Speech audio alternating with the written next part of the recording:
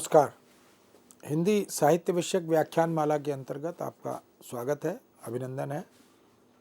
हम हिंदी साहित्य और हिंदी भाषा से संबद्ध अनेक विषयों पर, प्रवृत्तियों पर, विशेषताओं पर, रचनाकारों पर, भाषा और शिल्प पर तमाम तरह से विचार विमर्श कर रहे हैं, चर्चा परिचर्चा कर रहे हैं। आज इस श्रृंखला में जो विषय हमने चुना है वह है राष्ट्रीय एकता और हिंदी का लोक रंगमंच। हम जानते हैं कि राष्ट्र की अवधारणा पर हम विचार करें तो भारत अपने आप में एक राष्ट्र की अस्मिता का द्योतक, परिचायक, अपनी तमाम परंपराओं से, मान्यताओं से, विरासत से, भूगोल से, स्थापत्य कला से जब हम भारत राष्ट्र की परिकल्पना करते हैं, उसकी अवधारणा पर विचार करते हैं, तो हमें लगता है कि वास्तव में वह जो अनेक प्रकार से सामाजिक सांस्कृतिक स्तर पर जुड़ता है, एक इकाई के रूप में स्थापित होता है। भले ही राज्य अलग अलग हों, भाषाएं राज्यों की अलग अलग हों, रीति रिवाज, सांस्कृतिक परंपराएं अलग हों,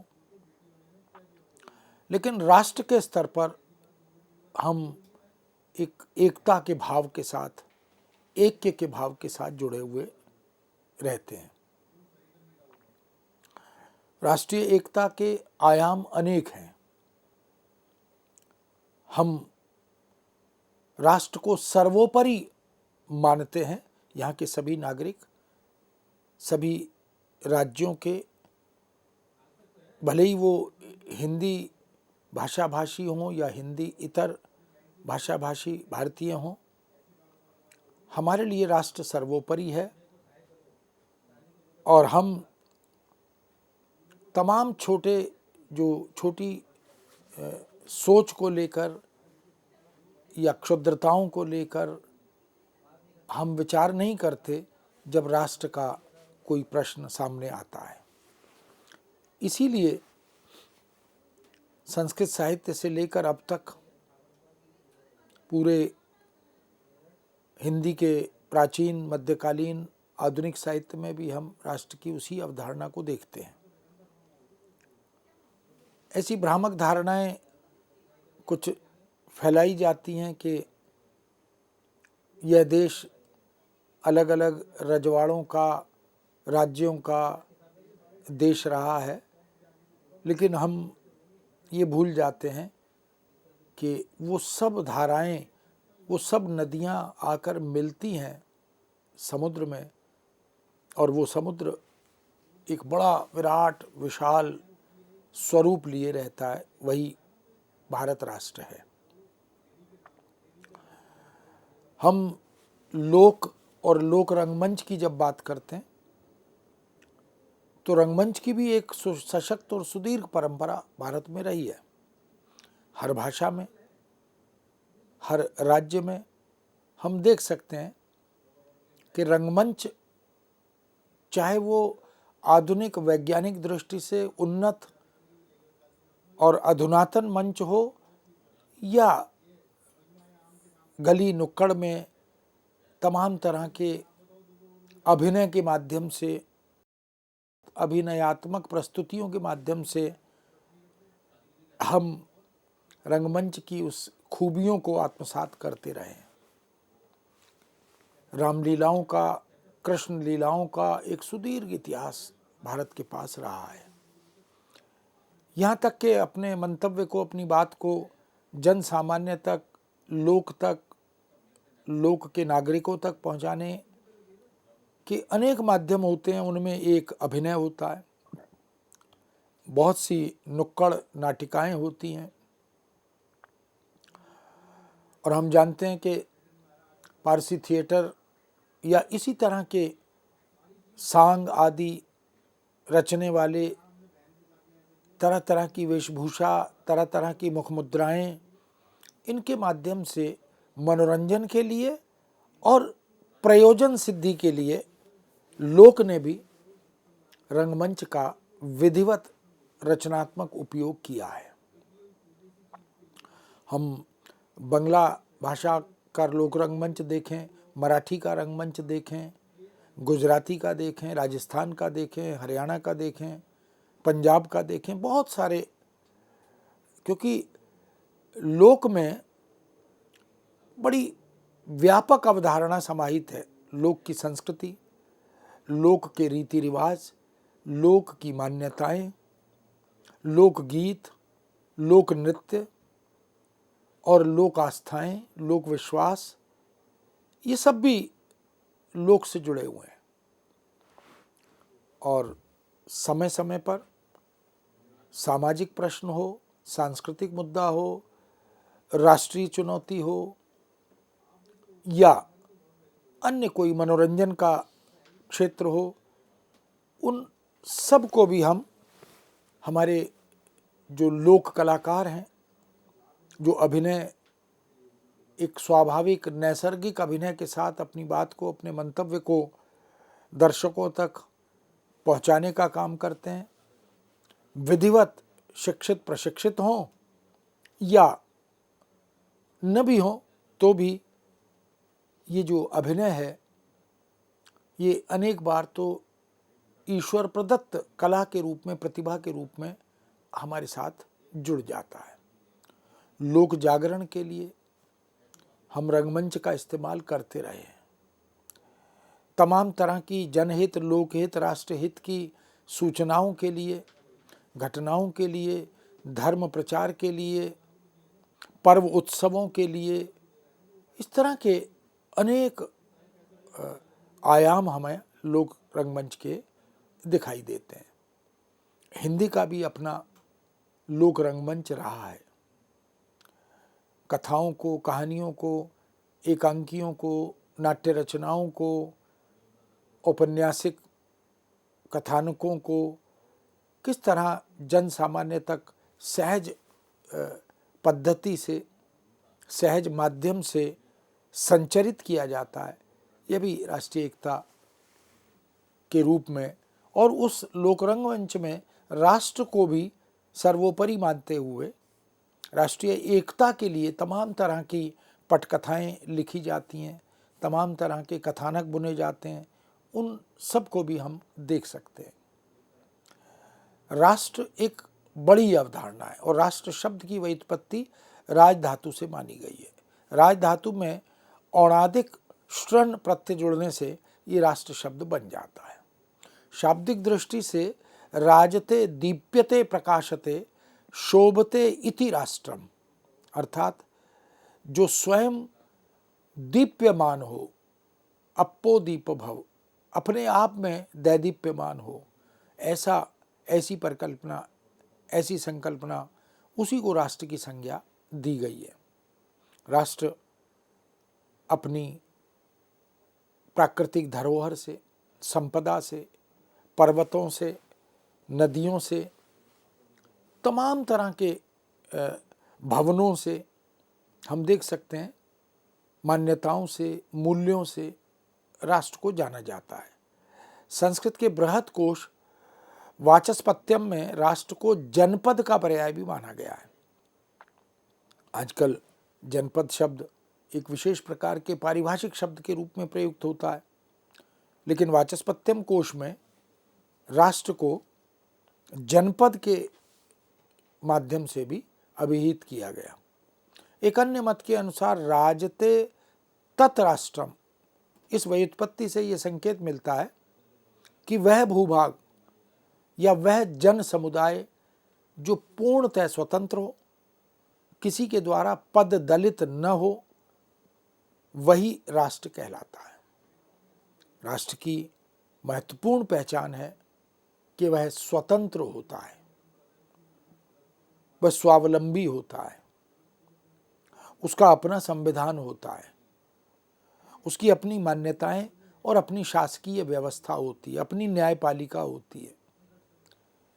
इसलिए वह केवल एक सामान्य भूभाग राष्ट्र नहीं बनता, उस भूभाग के निवासी, उस भूभाग की प्राकृतिक संपदाएं, वह सब भी, वहाँ का जन समुदाय, वहाँ के लोग, वहाँ के रीति रिवाज, वहाँ की परंपराएं, वो सब भी राष्ट्र को ही द्योतित करती हैं। ऑक्सफोर्ड डिक्शनरी जहाँ एक और राष्ट्र की व्याख्या करती है कि एक पूर्वज की संतान जिसकी ऐतिहासिक और सांस्कृतिक परंपराएं एक हों, जो एक विशेष भूभाग में निवास करती हों तथा सुशासन द्वारा संचालित होती हों, उसी को राष्ट्र या राष्ट्र के अंतर्गत स्वीकार किया जाता है। जबकि दूसरी तरफ वासुदेव शरण अग्रवाल, उनका मानना है कि भूमि पर बसने वाले जन और जन जन की संस्कृति, इन तीनों के सम्मिलन से राष्ट्र का स्वरूप बनता है। अग्रवाल जी का ये मानना कि केवल एक भूखंड नहीं, भूखंड भी आवश्यक है, अपेक्षित, अनिवार्य है, लेकिन उस भूखंड पर बसने वाली जन समुदाय की संख्या, जन समुदाय के लोग, वहाँ की जन संस्कृति, इनकी त्रिवेणी जब बनती है, सम्मिश्रण होता है, तो राष्ट्र की परिकल्पना साकार होती है। इस तरह राष्ट्र के शब्द एवं स्वरूप पर अनेक मत प्राप्त होते हैं। राष्ट्र शब्द के लिए अंग्रेजी में नेशन शब्द का प्रयोग होता है। तो नेशन के रूपांतर के रूप में या राष्ट्र के रूपांतर के रूप में हम इन दोनों शब्दों को देख सकते हैं। राष्ट्रीयता का संबंध नेशनैलिटी से माना जाता है। जो राष्ट्र संबंधी है, जो राष्ट्र का है, जो राष्ट्र विषयक है, इसीलिए नेशन से नेशनैलिटी और राष्ट्र से राष्ट्रीयता बनता है। नेशन और नेशनैलिटी का संबंध लैटिन शब्द नेशियो से माना गया है। इसका शाब्दिक अर्थ है जन्म या वंश। इस तरह व्युत्पत्ति की दृष्टि से राष्ट्रीयता और राष्ट्र एक ही तत्व या एक ही जाति की ओर संकेत करते हैं। हम जब जातीयता की बात करते हैं तो वह भी राष्ट्रीयता के रूप में ही उसका प्रयोग होता है। यहाँ जाति का अर्थ कास्ट से नहीं है। इसी कारण विद्वान राष्ट्र और राष्ट्रीयता शब्दों का प्रयोग एक दूसरे के पर्याय के रूप में करते हैं। हमारे बहुत से रचनाकार प्राचीन और मध्यकालीन युग में ऐसे रहे हैं, संस्कृत में रहे हैं, हिंदी में रहे हैं, ब्रजभाषा में, अवधी में, जिनकी रचनाओं को के आधार पर हम उनमें ये जो राष्ट्रीय चेतना है, इसको जातीय चेतना के रूप में देख लेते हैं। हिंदी की अपनी एक जाति है जो अखिल भारतीय स्तर पर कश्मीर से कन्याकुमारी तक मौजूद रहती है। इसीलिए हम राष्ट्र और राष्ट्रीयता को एक ही रूप में देखते भी हैं। वस्तुतः एक सम्मिलित राजनीतिक ध्येय में बंधे हुए, एक सम्मिलित राजनीतिक ध्येय में बंधे हुए किसी विशिष्ट भौगोलिक इकाई के जन समुदाय के पारस्परिक सहयोग और उन्नति की अभिलाषा से प्रेरित उस भूभाग के लिए प्रेम और गर्व की भावना को विद्वज्जन राष्ट्रीयता कहते आए।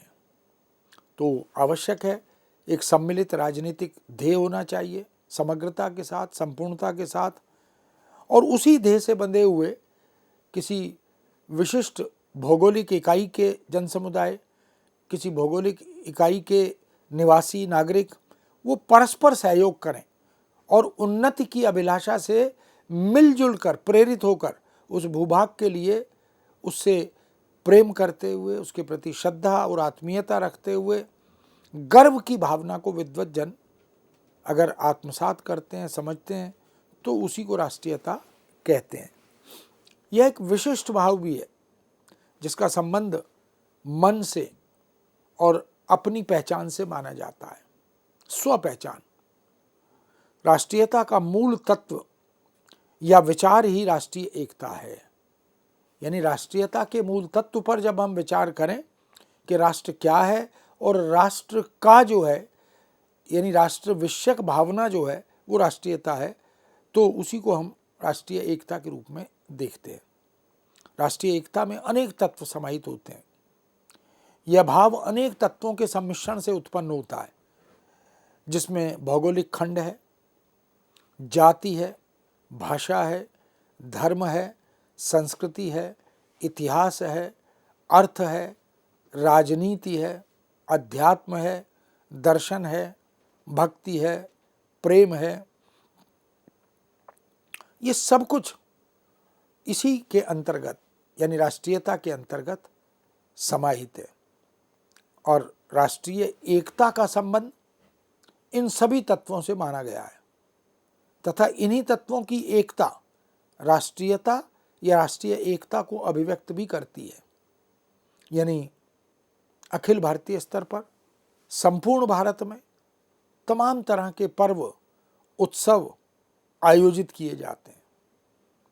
वो पर्व किसी समुदाय, किसी जाति, किसी धर्म से भी संबद्ध हों तो भी उन पर्व उत्सवों में अन्य भाषाभाषी, अन्य समुदाय के लोग, अन्य धर्मों के लोग वो भी उसमें शामिल होते हैं।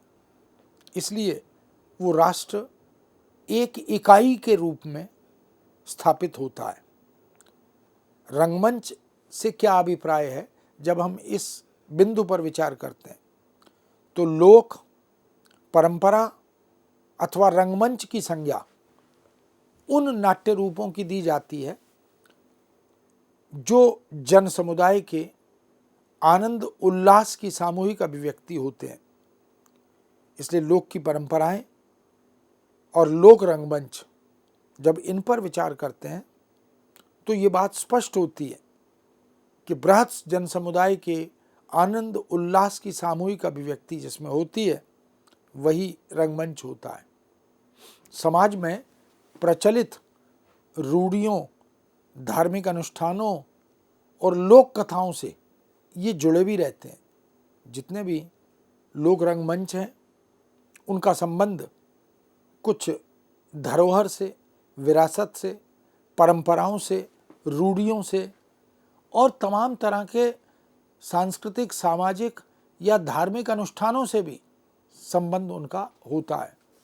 वो लोक कथाओं से जुड़ जाते हैं। रंगमंच शब्द का प्रयोग नया है, जिसे हिंदी में बंगला से लिया गया। रंग शब्द का अर्थ अभिनय का मंच ही है। मराठी और गुजराती में इस शब्द का प्रयोग रंगभूमि के रूप में हो भी रहा है। मध्यकालीन साहित्य में भी रंगभूमि ही प्रयोग में मिलता है।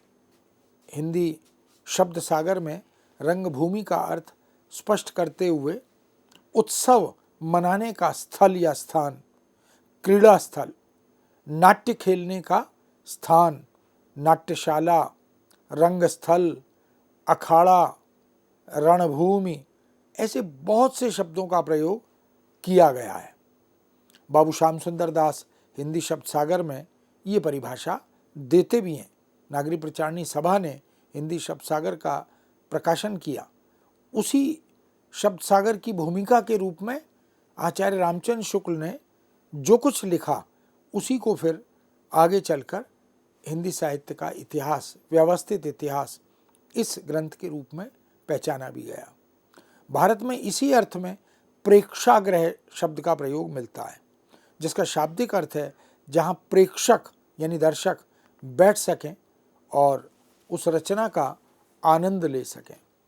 रंगमंच, रंगशीर्ष, रंगपीठ, इन सब का प्रयोग मंच के अर्थ में किया गया है। यानी जहाँ पर अभिनय करते हुए किसी कथा वस्तु, कथानक, इसको केंद्र में रखते हुए नायक, नायिका या अन्य पात्र वो नाटक खेलते हैं, एकांकी में अपनी भूमिका निभाते हैं। रंगमंच पर पूरी व्यवस्था होती है, रंगपीठ उसके साथ जुड़कर काम करती है। इन सब को हम आदि आचार्य भरत मुनि ने नाट्यशास्त्र में इसकी विस्तृत व्याख्या की है। इसके स्वरूप और इसकी अवधारणा पर प्रकाश भी डाला है। इसलिए भारत ने रंगमंडप और रंग का प्रयोग एक ही अर्थ में किया है अखिल भारतीय स्तर पर। वो चाहे बांग्ला भाषा हो, तमिल हो, तेलुगु हो, उड़िया हो, गुजराती हो, मराठी हो या हिंदी हो, सब में इस शब्द का प्रयोग एक रूपता के साथ किया गया है। आचार्य रामचंद्र गुणचंद्र ने भी रंग का प्रयोग नाट्य मंडप के अर्थ में किया है। नाट्य दर्पण नाम की पुस्तक में उन्होंने ये परिभाषा दी भी है।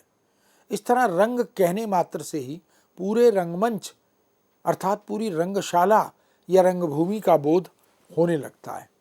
हिंदी में रंगमंच अपने सीमित अर्थ में केवल मंच है जहां अभिनय होता है, जहां तनिक विस्तृत अर्थ में संपूर्ण रंगशाला का पर्याय बन जाता है, क्योंकि बिना रंगशाला के मंच का कार्य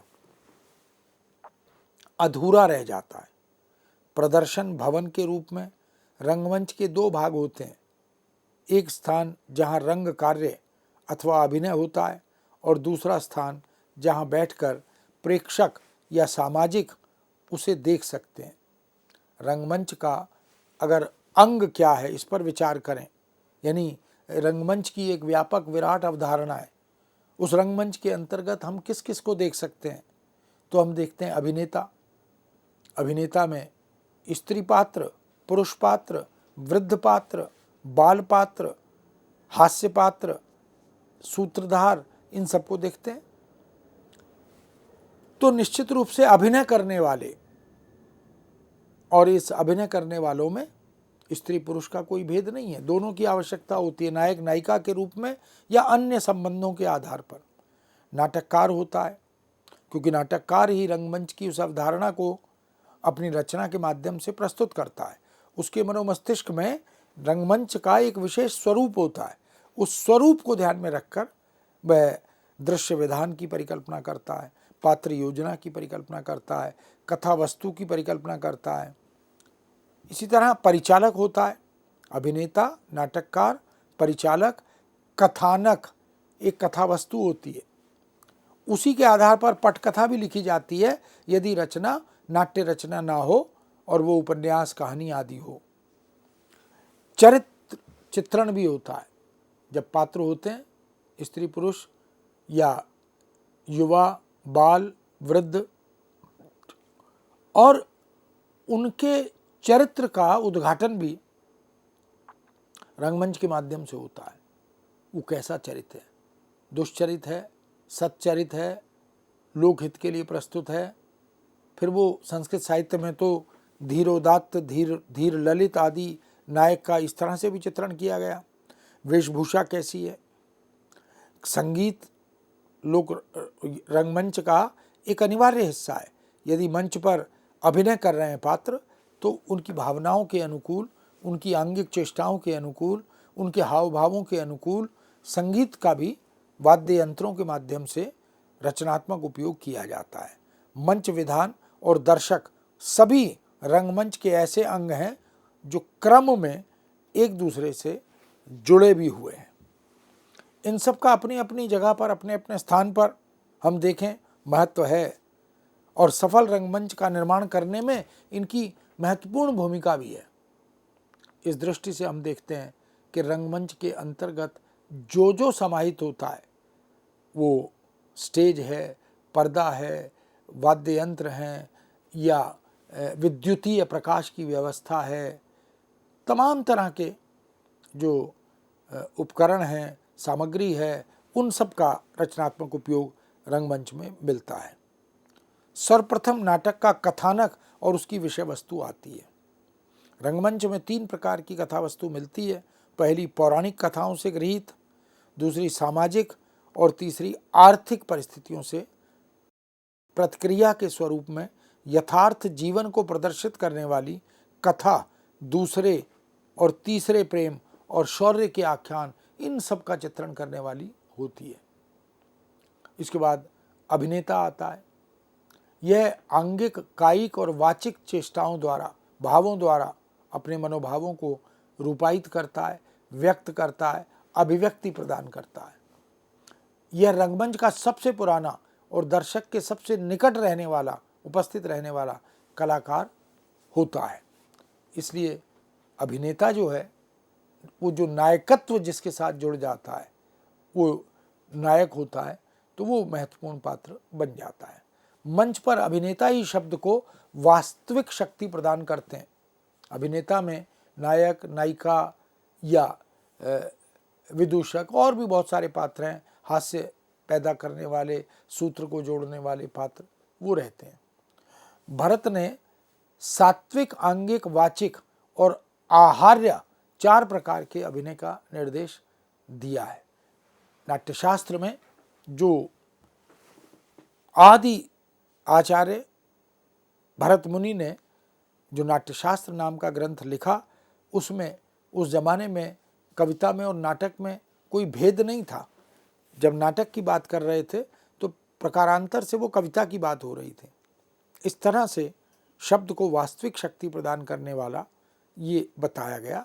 और सात्विक, आंगिक और वाचिक तथा आहार्य 4 प्रकार के अभिनय का निर्देश किया भी गया है। संवाद और भाषा शैली भी रंगमंच के प्रमुख अंग हैं। संवाद पद्य और गद्य दोनों में ही हम देख सकते हैं, और लोक गीतों की धुनों में भी हम इसको समझ सकते हैं। नाटक में संवादों की शुद्धता और सही सही दोहराने पर बहुत जोर नहीं दिया जाता, आवृत्ति दोष से बचा जाता है। भरत मुनि इसकी तरफ संकेत नाट्यशास्त्र में करते हैं। और भाषा सहज सरल होती है, यही होनी चाहिए, जिसमें काव्यात्मकता हो, उसका सहज गुण हो, जो संगीत के साथ मिलकर और अधिक कथानक को, संदेश को, उद्देश्य को और अधिक प्रभावशाली बना सके। इस तरह मित्रों, ये जो सैद्धांतिकी है नाटक की, राष्ट्र की, राष्ट्रीयता की, ये बड़ी महत्वपूर्ण है। इसी से फिर हम इसकी आगे की विस्तृत जानकारियों को, व्याख्या को समझ भी सकते हैं। अब आज्ञा दीजिए, फिर से आपके समक्ष उपस्थित होंगे। नमस्कार, धन्यवाद।